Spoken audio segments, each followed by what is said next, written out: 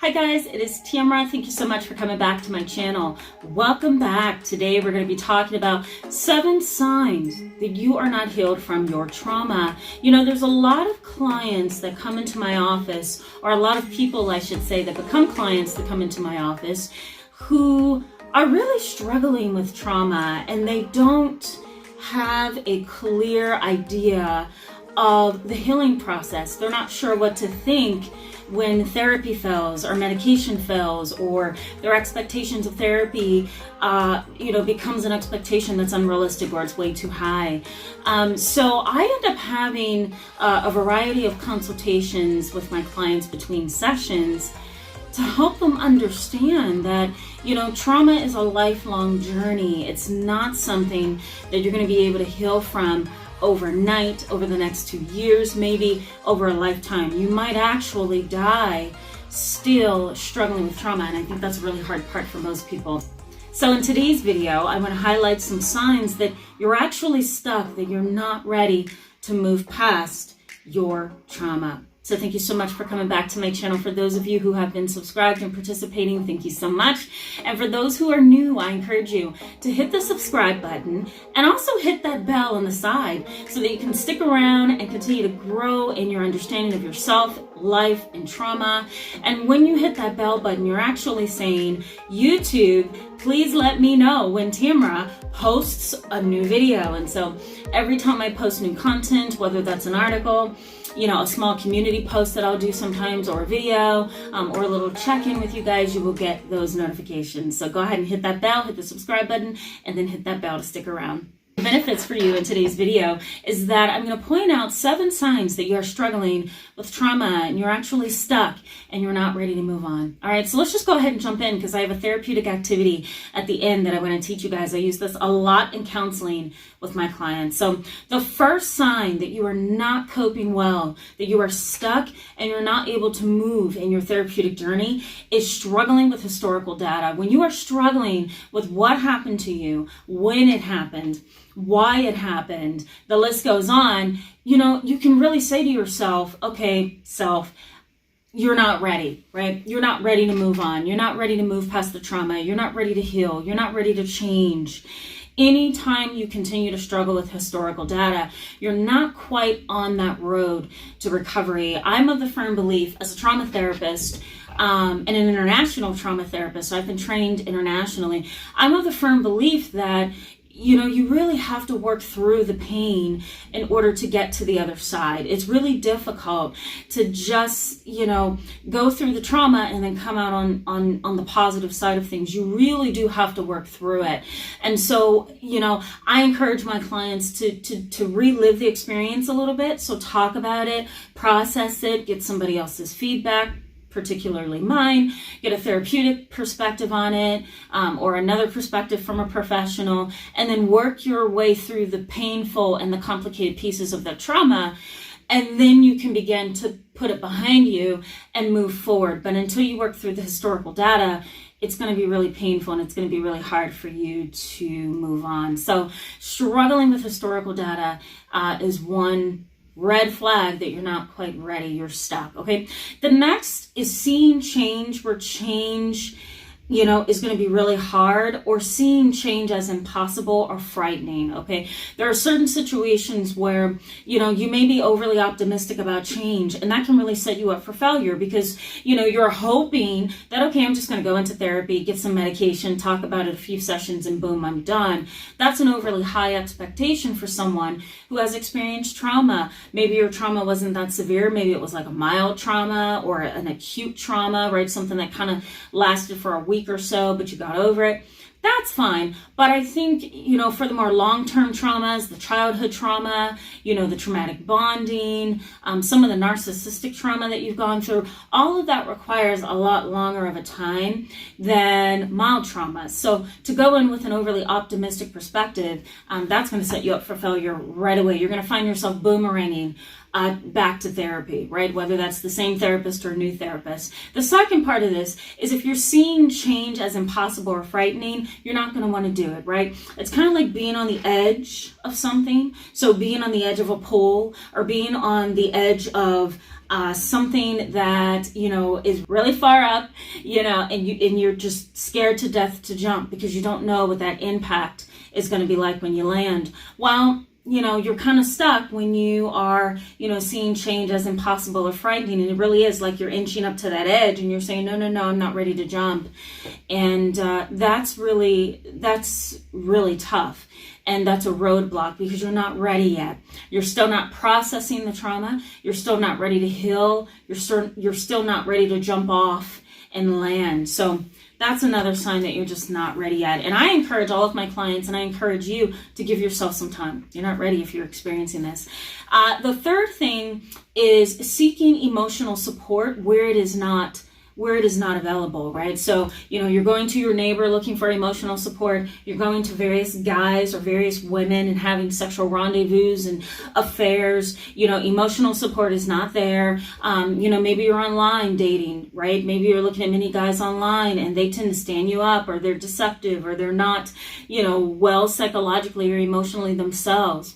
So, that's another sign that you're not ready yet. You're looking for support and emotional support, psychological support in places where it just doesn't exist, okay? The next one is clinging to toxic people. When you cling to a narcissist, you cling to a psychopath, you cling to a sociopath, you cling to a money-hungry, arrogant person, you cling to a very, what's the word I'm looking for? A very shallow, highly critical or judgmental person, you're going to get hit again, right? You're going to get hurt again. You might even relive some trauma. You may start to feel depressed and anxious or less than. So clinging to toxic people during this time is another sign that you're not ready yet, because you don't have in front of you a clear plan as to how you're going to move forward. When you're clinging to toxic people, or you're looking for emotional support where it's not available, then, you really are displaying a victim mentality, right? You're kind of saying, I'm going to remain in these ruts until I'm, courageous enough to get out of them. And so those ruts would include people who mistreat you, make you feel bad, people who, traumatize you and abuse you. So if you're still holding on to toxic people in your life, you're not ready to move forward yet. All right. The next thing is love seeking. So what I mean by that is you're looking for love in all the wrong places. Maybe you buy a pet. That's not enough. Maybe you spend time with toxic family members. That's not enough. Maybe you do online dating. That's not enough. Maybe you decided to meet some people and hook up from a club. That's not enough. Maybe you have an affair with a married man or a married woman. That's not enough. Maybe you have a friendship with a neighbor or a coworker. That's not enough. So you're love seeking from anybody that you can find in your environment. You're pulling them in and you're hoping that they can make you feel good and special and wonderful inside. And that's difficult for you in the long term, because what you're going to recognize or realize, that's not enough. That's what you're going to recognize, that this is not enough. This is unhealthy. This is codependent. This is another abusive relationship. And so there you are back into the same situation you want to get out of. So love seeking is another way that you can identify that you're not ready to move on. You're not strong enough.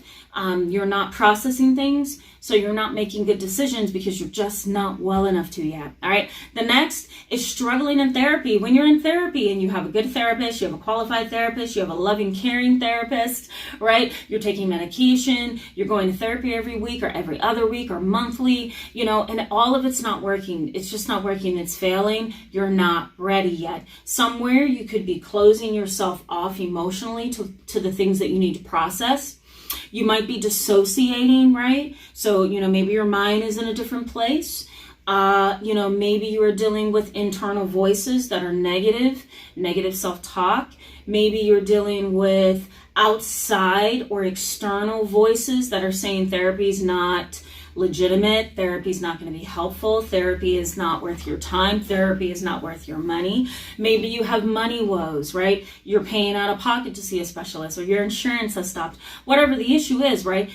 If you're not responding to therapy because of external sources or internal challenges that you may be having, you're not ready. Until you deal with the external pressure and until you deal with the internal pressure that you're feeling, you're not going to process therapy. You're not going to do well. All right. And last but not least, having high expectations, not only about yourself and your healing process, but also about therapy. There's been a lot of people that have come to see me in my office, and, you know, they will say things like, how long do I need to be in therapy?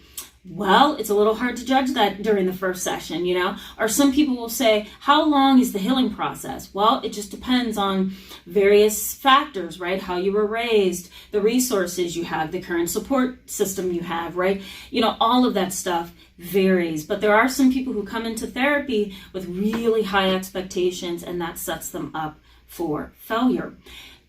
Not only that, it's the number one sign as well, I'll say as well, that, you know, the individual is stuck. They're not ready to be in therapy yet. To me, and based on my experience, when somebody comes in therapy and they're saying, how long will this take? You're already thinking about getting out. And so, you know, therapy is not going to be helpful because you're already thinking of an exit plan. And a lot of, you know, people who do those things scare me, right? Because what they're going to do is they're going to get a little bit from the therapist and then they're going to like check out. You know, they might come to therapy, but they're not mentally or emotionally present. They're not engaged, or they may completely just ghost, for lack of a better word, the therapist, and may not answer phone calls or answer emails or answer text messages, or it's like a complete disconnect. So, you know, when those things happen, it's a sign you're not ready. Trauma is really difficult to deal with, as I'm sure you've heard and you've experienced and you know. And so it's really hard to figure out, you know, what's going to work for you and what's not going to work for you. And when you're finding these things that I just mentioned happening to you, it's a clear sign that you're not ready yet. You need to step back, reassess, and then try it again because you're just not ready yet. All right, I'm going to teach you guys a skill. So I'm going to teach you something that I actually do with my clients. And I do this a lot with my clients who benefit from a visual, clients who do really good with kind of writing things down. They're visual learners. All right, so I'm going to walk you through this. So, and you can join me, all right, because I'm going to walk through this a little bit. And then we'll wrap up. All right. So let's do a bell curve. Okay. And in case you're not familiar with the bell curve, a bell curve looks like this. Oh my God, I don't think you can see that. So let me just go over here and get a marker, guys. Okay. Because I want you to be able to see this and process it so that you can do this with me. All right. So let's try this again. So a bell curve. Yeah, this is good. So a bell curve looks like this, okay? It's like a little statistical figure here, okay? And what I want you to do is I want you to add terms to this bell curve, okay? So underneath the bottom, you're going to do a line across the bottom and you're going to write the word baseline. So it's going to look like this, okay? So you're going to do the bell curve, and then you're going to do a line across the bottom, and then you're going to write baseline. At the top, at the tippy top of this bell curve, you're going to write explosion, because this is when you completely lose control, okay?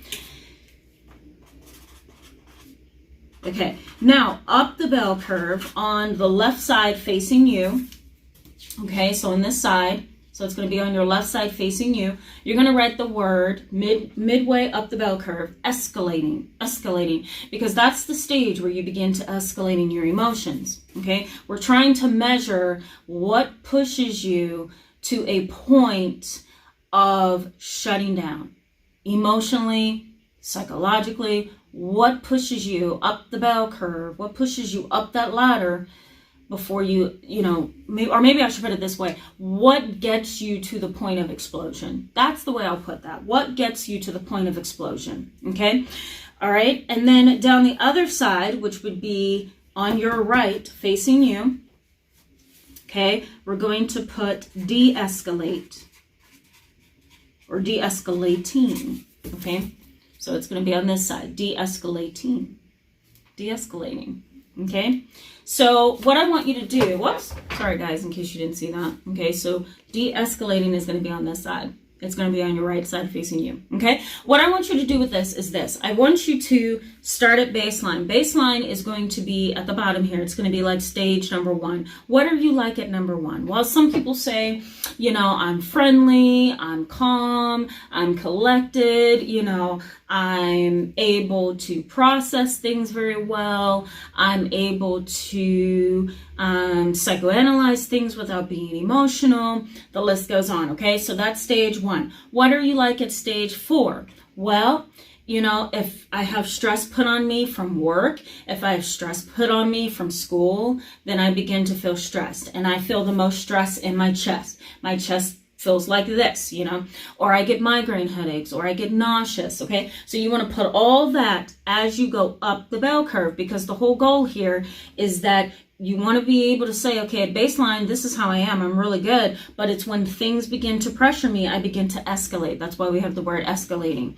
So, all right, so you're halfway up. So then when you hit the point of escalating, that's probably about a 5, a 6. And what you want to put here is what your behavior or what your emotion looks like when you get to that stage. So, you know, my clients will put for escalating, they'll put something like, you know, I begin to slam doors. I begin to engage in passive aggressive behaviors. I begin to get high. I begin to drink alcohol. I begin to argue. I begin to fight, right? Further along you go up this bell curve, now you're at the point of explosion, which is at the very top here. So what is it that pushes you towards explosion? Is it somebody rolling their eyes at you in public? You're already pressured. You're already at escalating, so you're pretty much getting ready to explode. All you need is that next person to do something, and you're going to shut down, or you're going to completely lose control. So that's explosion. So what happens between escalating and explosion? That's what you want to right here. Between escalating and explosion, what's going to set you off? Somebody rolling their eyes, somebody cutting you off in traffic, somebody lying to you, your spouse not showing you that he or she loves you. Is it an email that you get from somebody? Is it a rude text message? What sets you up before you explode? Okay, it's like a setup.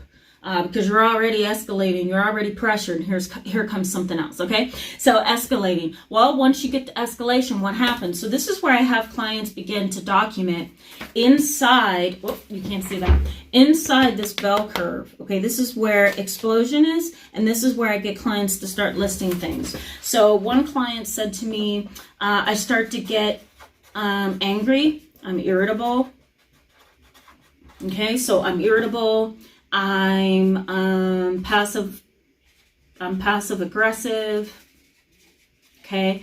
I don't listen, right? I don't listen. I argue. I relive trauma, okay? I slam things, right?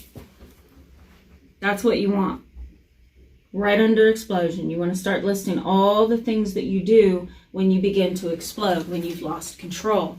And this is where I pause my client and I say, okay, so these are all the things that you do.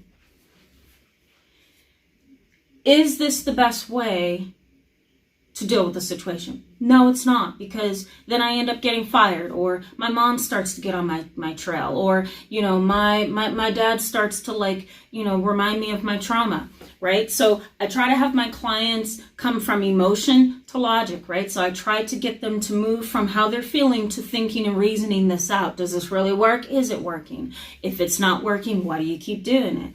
Is this a pattern? Is this an automatic thing? You know what I mean? So I try to get them to think through it, okay?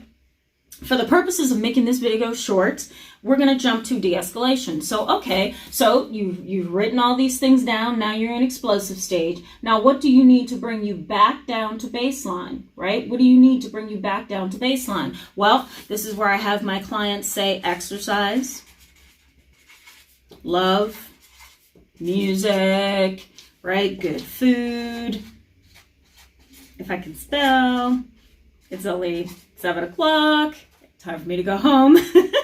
Good food, music, love, exercise, people, nice people, right? So this is where I have my clients begin to list, okay, this is what brings me back down to baseline. This is what brings me back down to my baseline, which is calm, happy, secure, right? So this is a good trauma-based technique and tool, because what it does is it not only gives you a visual of how your emotions rise and fall, but it also kind of gives you an idea of, you know, how to process your emotions emotionally, but then move to logical reasoning. This is not working for me. This is not very smart. Why am I doing this? This doesn't make sense, right? Why do I keep repeating these patterns if I know they don't work, right? The other thing that this bell curve does is it kind of gives you a visual that you can take into your therapist and say, here's what I did. Here's how my emotions rise and fall. And what can I do to help myself stay at baseline? Well, herbal tea, exercise, weekly counseling, great YouTube clips, hint, hint, whatever, right? So, you know, I think it's a good way to kind of put onto a piece of paper your needs, you know, your areas of weakness, and then coping skills, things that you can kind of implement during this rise and fall of your emotions to help you cope better. Okay, I hope this was helpful to you guys, and I hope you were able to follow along. Let me know if you have questions about this activity. Thank you so much for being with me in this video today, guys. I encourage you to give it a thumbs up if it was helpful to you, and go ahead and hit that subscribe button and stick around with me. Don't forget to hit that bell, because that's going to let you know when I post the new videos. We're going to continue to talk about this topic all the way up until November, and then when November gets here, guys, then we're going to talk about family, because guess what? Holiday time. So we have a lot of things coming up in the holiday season, and a lot of family drama, and a lot of trauma, a lot of depression, a lot of anxiety, loneliness. So we're going to get into that pretty soon. What do we have? Like a week left of October? It's unbelievable. So yeah, I will see you in a little bit. Have a great night wherever you are. All right, bye-bye.